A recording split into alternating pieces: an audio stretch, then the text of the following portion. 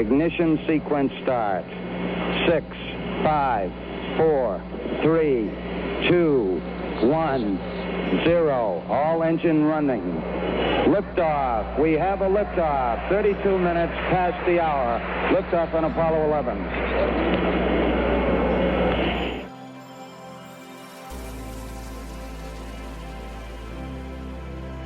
3, 2, 1. Booster ignition. And liftoff. The crew of Artemis II now bound for the moon. Humanity's next great voyage begins. നിങ്ങളെ കാണുന്നത് ഭൂമിയുടെ അരനൂറ്റാണ്ട് മുൻപെടുത്ത ഒരു ചിത്രമാണ്. 1960-70കളിൽ NASA നടത്തിയ Apollo മിഷനിലെടുത്ത ഭൂമിയുടെ ചിത്രം. ഇനി ഈ ചിത്രം നാസയുടെ തന്നെ കുറച്ച് ദിവസങ്ങൾക്ക് മുൻപ് ലോഞ്ച് ചെയ്ത ആർടെമിസ് 2 എടുത്ത ഭൂമിയുടെ ചിത്രം. ഈ രണ്ട് ചിത്രങ്ങളും തമ്മിൽ നിങ്ങളൊന്ന് നോക്കുക. എന്തോ ഒരു വ്യത്യാസമുള്ളതായിട്ട് നിങ്ങൾക്ക് തോന്നുന്നില്ലേ? പലരും ഇങ്ങനെ പറഞ്ഞിട്ടുണ്ട്. അതായത് പണ്ടുള്ളതുപോലെയല്ല, ഭൂമി ഒരുപാട് മാറിക്കഴിഞ്ഞു, നമ്മുടെ ഭൂമി നാശത്തിൻ്റെ വക്കിലാണ് എന്നൊക്കെ. ശരിക്കും അങ്ങനെയാണോ? ഒരു വിധത്തിൽ പറഞ്ഞാൽ മനുഷ്യൻ ഭൂമിയെ നശിപ്പിച്ചുകൊണ്ടിരിക്കുക തന്നെയാണ്. എന്നാൽ ഈ ചിത്രം ഒരു പേടി ഉളവാക്കുന്നതാണോ? അതായത് ഭൂമി എന്ന ഗ്രഹം വാസയോഗ്യമല്ലാതായി തീരാൻ ഇനി അധിക നാൾ വേണ്ട എന്നൊരു സൂചനയാണോ നമ്മൾ ഈ ചിത്രത്തിൽ കാണുന്നത്? എന്താണ് ഇതിൻ്റെ സത്യാവസ്ഥയെന്ന് നമുക്കൊന്ന് പരിശോധിച്ച് നോക്കാം. ശരിക്കും പറഞ്ഞാൽ മനുഷ്യൻ ഭൂമിയെ നശിപ്പിക്കുന്നില്ല എന്നല്ല, മനുഷ്യൻ ഭൂമിയെ നശിപ്പിച്ചുകൊണ്ട് തന്നെ ഇരിക്കുകയാണ്.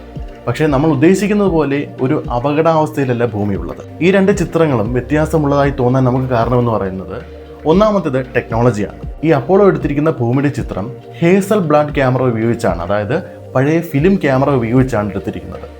ഈ ഒരു ചിത്രത്തിൻ്റെ പ്രത്യേകത എന്തെന്ന് വെച്ച് കഴിഞ്ഞാൽ, ഈ ചിത്രം ഇന്ന് നമുക്ക് ലൈവായിട്ട് ഭൂമിയുടെ ഇമേജ് കാണാൻ പറ്റിയെങ്കിൽ അന്ന് ഈ യാത്രികർ ഭൂമിയിൽ തിരിച്ചെത്തി ഈ ഫിലിം പ്രോസസ്സിംഗ് നടത്തിയല്ലാതെ എടുത്തയാൾക്ക് പോലും ഇത് എങ്ങനെയാണ് ഇരിക്കുന്നത് എന്ന് കാണാൻ കഴിയില്ല. ഫിലിം ക്യാമറ ആയതുകൊണ്ട് തന്നെ ഇതിൻ്റെ കളേഴ്സ് ഒരുപാട് നാച്ചുറൽ ആയിരുന്നു. കൂടുതൽ കളർഫുൾ ആയിട്ടുള്ള ഒരു ഇമേജ് ആയിരിക്കും നമുക്ക് ഫിലിം ക്യാമറ വഴി എടുക്കുമ്പോൾ കിട്ടുന്നത്.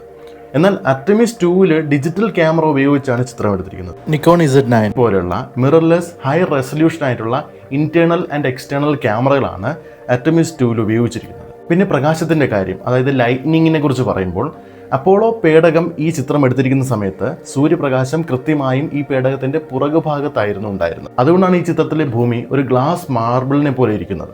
ബ്ലൂ മാർബിൾ എന്നാണ് ഈ ചിത്രത്തെ അറിയപ്പെടുന്നത്. എന്നാൽ ആർടെമിസ് 2 നിന്ന് നമുക്ക് ലഭിച്ച ഭൂമിയുടെ എല്ലാ ചിത്രങ്ങളും തന്നെ ഭൂമിയുടെ നൈറ്റ് സൈഡിൽ നിന്നാണ് ലഭിച്ചിരിക്കുന്നത്. അതായത് നേരത്തെ സൂര്യപ്രകാശത്തിലാണ് അപ്പോളോ എടുത്തിരിക്കുന്നതെങ്കിൽ ഇത് ചന്ദ്രന്റെ പ്രകാശം ഉപയോഗിച്ചാണ് എടുത്തിരിക്കുന്നത്.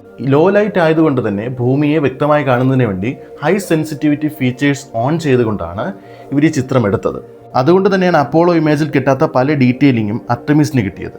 അതായത് സിറ്റി ലൈറ്റ്സ്, അറോറ ലൈറ്റുകൾ, സ്റ്റാർസ് ഒക്കെ പോലുള്ള ഡീറ്റെയിലിങ്. അപ്പോളോ 29,400 കിലോമീറ്റർ അകലെ നിന്നാണ് ഭൂമിയുടെ ഈ ചിത്രം എടുത്തത്. അതുകൊണ്ട് തന്നെ ഭൂമി ഒരു ഫുൾ ഡിസ്ക് ആയിട്ട് സെൻറ്ററിൽ വരുന്ന രീതിയിൽ വളരെ വ്യക്തമായി നമുക്ക് കാണാൻ സാധിക്കും. ആഫ്രിക്കയും അന്റാർട്ടിക്കയും ഒക്കെ ഇതിൽ നമുക്ക് കാണാൻ കഴിയുന്നുണ്ട്. അതായത് ചുരുക്കത്തിൽ ലളിതമായ രീതിയിൽ പറയുകയാണെങ്കിൽ 54 വർഷങ്ങൾക്ക് മുൻപുള്ള ടെക്നോളജിയും നമ്മുടെ നിലവിലുള്ള ടെക്നോളജിയും തമ്മിലുള്ള ആ ഒരു വ്യത്യാസമാണ് ഈ ചിത്രങ്ങൾ രണ്ടും സൂചിപ്പിക്കുന്നത്. ഈ 54 വർഷങ്ങൾക്ക് മുൻപൊക്കെ നമ്മുടെ കേരളത്തിലാണെങ്കിൽ ബ്ലാക്ക് ആൻഡ് വൈറ്റ് സിനിമ ഓടിക്കൊണ്ടിരിക്കുന്ന സമയമാണ്. അപ്പോൾ ഈ ഒരു അന്തരത്തിലൂടെ നിങ്ങൾക്ക് മനസ്സിലാക്കാൻ സാധിക്കുന്നേ ഉള്ളൂ ഈ ചിത്രങ്ങൾ ഇത്രയും വ്യത്യാസമുള്ളതായിട്ട് തോന്നുന്നതെന്ന്. അല്ലാതെ ഭൂമി ഒരു ക്രിട്ടിക്കൽ കണ്ടീഷനിലേക്ക് പൊയ്ക്കൊണ്ടിരിക്കുന്നു എന്നല്ല.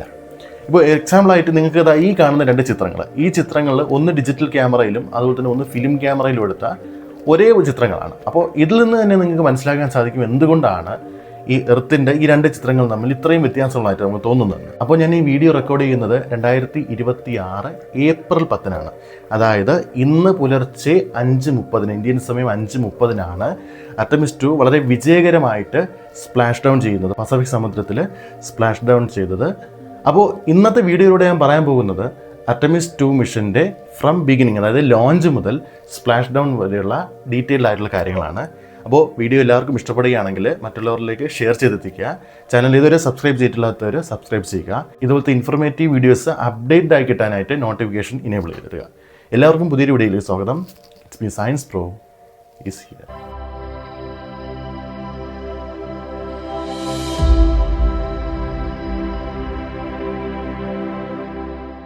നമുക്കെല്ലാവർക്കും അറിയാവുന്നൊരു കാര്യമാണ്, 1972 ശേഷം മനുഷ്യൻ പിന്നീട് ചന്ദ്രനിലേക്ക് പോയിട്ടേ ഇല്ല. ഈ ഒരു വലിയ ഇടവേള ചാന്ദ്രദൗത്യം വെറുമൊരു തട്ടിപ്പാണ് എന്ന് പറയുന്നവർക്ക് ഒരു മുതൽക്കൂട്ടായിരുന്നു. അതായത് എന്തുകൊണ്ടാണ് ടെക്നോളജി ഇത്രയും വികസിച്ചിട്ട് പോലും അവർക്ക് തിരിച്ച് ചന്ദ്രനിലേക്ക് പോകാൻ കഴിയാത്തത്? ഇത് വെറും സ്റ്റുഡിയോയിൽ ചിത്രീകരിച്ച നാടകമാണെന്നൊക്കെയാണ് ആളുകൾ ഇങ്ങനെ പറഞ്ഞുണ്ടാക്കിക്കൊണ്ടിരുന്നത്. ഇതിന് പ്രധാനപ്പെട്ട ഒരു കാരണം എന്ന് പറയുന്നത് ഞാൻ പല വീഡിയോകളിലും പറഞ്ഞിട്ടുള്ളതാണ്. ഒന്നാമത്തേതെന്ന് പറയുന്നത് ബഡ്ജറ്റാണ്. അന്ന് സോവിയറ്റ് യൂണിയനുമായിട്ട് അമേരിക്കയ്ക്കുണ്ടായിരുന്ന കോൾഡ് വാറിൽ ജയിക്കുന്നതിന് വേണ്ടിയിട്ടാണ് ഇവരൊരു മൂൺ മിഷൻ നടത്തിയത്. അന്ന് അവർക്കുണ്ടായിട്ടുള്ളത് ഒരു ഭീമാകാരമായിട്ടുള്ള ചിലവായിരുന്നു. അതായത് 25.8 ബില്യൺ $. ഇന്നത്തെ 280 ബില്യൺ $. ഇന്ത്യൻ റുപ്പിയിലേക്ക് കൺവേർട്ട് ചെയ്യുമ്പോൾ 23,500 കോടി രൂപയാണ് അപ്പോളോ മിഷന് വേണ്ടിയിട്ട് അന്ന് അവർക്ക് ചിലവായത്. അന്ന് 4 ലക്ഷം വർക്കേഴ്സാണ് ഈ മിഷന്റെ പിന്നിൽ പ്രവർത്തിച്ചത്. ഈ ഒരു എമൗണ്ട് എന്ന് പറയുന്നത് അവർക്ക് നൽകിയിട്ടുള്ള ഫെഡറൽ ബഡ്ജറ്റിന്റെ 4%. ഇനി അർടെമിസ് മിഷന്റെ കാര്യം പറയുമ്പോൾ 2025 വരെ ഇവർക്ക് ചിലവായത് 90 ബില്യൺ $. ആണ്. അതായത് 9,000 കോടി രൂപ. ഇതിനെയും കൂടിയേക്കാൻ കാരണം മിഷൻ ഇതുവരെ അവസാനിച്ചിട്ടില്ല. അപ്പോൾ ഇത്രയും പണം ചിലവാക്കി ഇങ്ങനൊരു മിഷൻ നടത്തേണ്ട ആവശ്യകത തൽക്കാലം നാസയ്ക്കോ അല്ലെങ്കിൽ അമേരിക്കൻ ഗവൺമെന്റിനോ ഇല്ലാത്തത് കൊണ്ടാണ് ഇങ്ങനെ ഒരു ഗ്യാപ്പ് ഇവരിട്ടത്. അല്ലാതെ ഇവർ മാസം തോറോ വർഷം തോറോ ഒക്കെ ചന്ദ്രനിൽ പോയിട്ട് വലിയ കാര്യമൊന്നുമില്ല. ഇവർക്ക് എന്തെങ്കിലും ആവശ്യം വേണം. നിലവിൽ ഭാവിയിൽ വരാനിരിക്കുന്ന മാർസ് മിഷൻ, അതായത് ചൊവ്വയിൽ മനുഷ്യനെ ഇറക്കുക എന്ന മിഷന്റെ മുന്നോടിയായിട്ടാണ് ഇവർ ഈ മിഷൻ നടത്തുന്നത്. അർടെമിസ് 2 എന്ന് പറയുന്നത് ഒരു ക്രൂഡ് മിഷനാണ്. ഇവർ നേരത്തെ അർടെമിസ് 1 എന്ന് പറയുന്ന ഒരു ടെസ്റ്റ് ഫ്ലൈറ്റ് നടത്തിയിട്ടുണ്ടായിരുന്നു. അതായത് മനുഷ്യനില്ലാതെ റോബോട്ടുകൾ ഉപയോഗിച്ച് ഇവർ ചന്ദ്രന്റെ അടുത്ത് പോയി തിരിച്ചു വരികയുണ്ടായി. ഇപ്പോൾ നടത്തിയിരിക്കുന്നത് ക്രൂഡ് മിഷനാണ്. ഈ ക്രൂഡ് മിഷനിലെ യാത്രക്കാർ ഒരിക്കലും ചന്ദ്രൻ ലാൻഡ് ചെയ്യുന്നില്ല.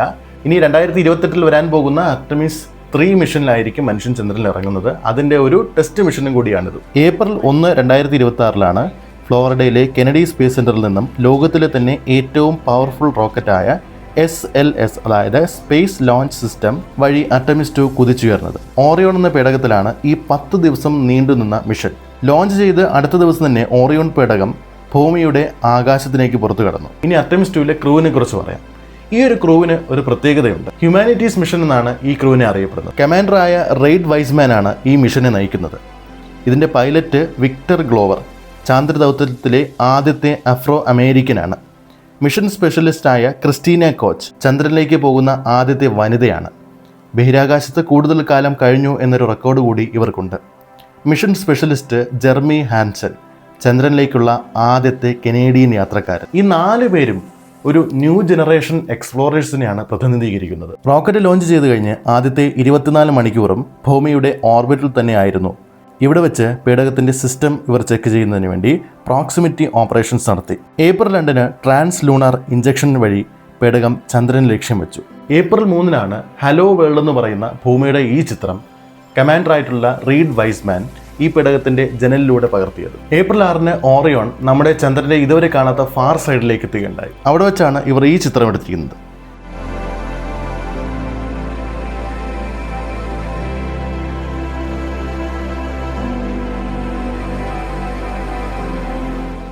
ചന്ദ്രന്റെ ചക്രവാളത്തിൽ ഭൂമി അസ്തമിക്കുന്ന ഈ ഒരു ചിത്രം ഏപ്രിൽ 6 വൈകിട്ടാണ് എടുത്തിരിക്കുന്നത്. ഈ പേടകം ചന്ദ്രനിൽ ഇറങ്ങുന്നില്ല എങ്കിലും ചന്ദ്രന്റെ പ്രതലത്തിൽ നിന്നും 6400 കിലോമീറ്റർ മുകളിലൂടെയാണ് ഇവർ പറന്നത്.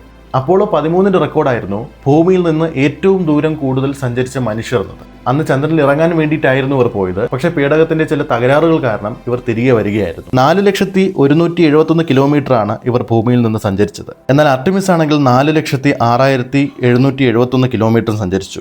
അർടെമിസ് 1 സഞ്ചരിച്ചത് 4,32,210 കിലോമീറ്റർ ആണ്.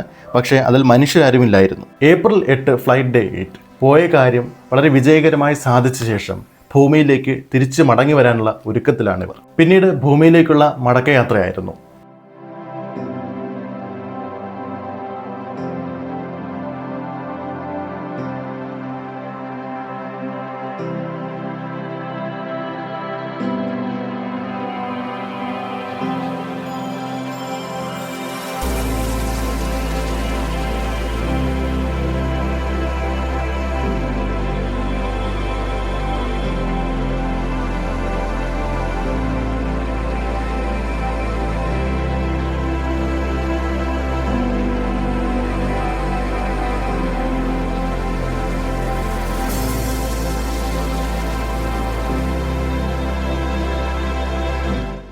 ഏപ്രിൽ 11 ഇന്ത്യൻ സമയം പുലർച്ചെ 5:30 ഓറിയോൺ പേടകം പസഫിക് സമുദ്രത്തിലേക്ക് വളരെ വിജയകരമായി സ്പ്ലാഷ് ഡൗൺ ചെയ്തു. ഇടയ്ക്ക് ചെറിയ കമ്മ്യൂണിക്കേഷൻ ഗ്യാപ്പ് ഉണ്ടായെങ്കിലും അത് ഒട്ടും പരിഭ്രാന്തപ്പെടുത്തുന്ന ഒന്നായിരുന്നില്ല. സാന്റിയാഗോയിലടുത്തുള്ള കടലിലിറങ്ങുന്ന ക്യാപ്സ്യൂളിനെ നാസയും US നേവിയും ചേർന്ന് റിക്കവർ ചെയ്യുന്നു. ആസ്ട്രോനോട്ടുകളെല്ലാം വളരെ സേഫുമാണ്. അരനൂറ്റാണ്ട് കാലം ബഹിരാകാശ പ്രേമികളും ശാസ്ത്രലോകവുമൊക്കെ കാത്തിരുന്ന ചാന്ദ്ര ദൗത്യത്തിൻ്റെ രണ്ടാമത്തെ ഘട്ടം വളരെ വിജയകരമായി പൂർത്തിയാക്കിയിരിക്കുകയാണ്. ഇനി അടുത്തത് കാൽവയ്പ്പാണ്.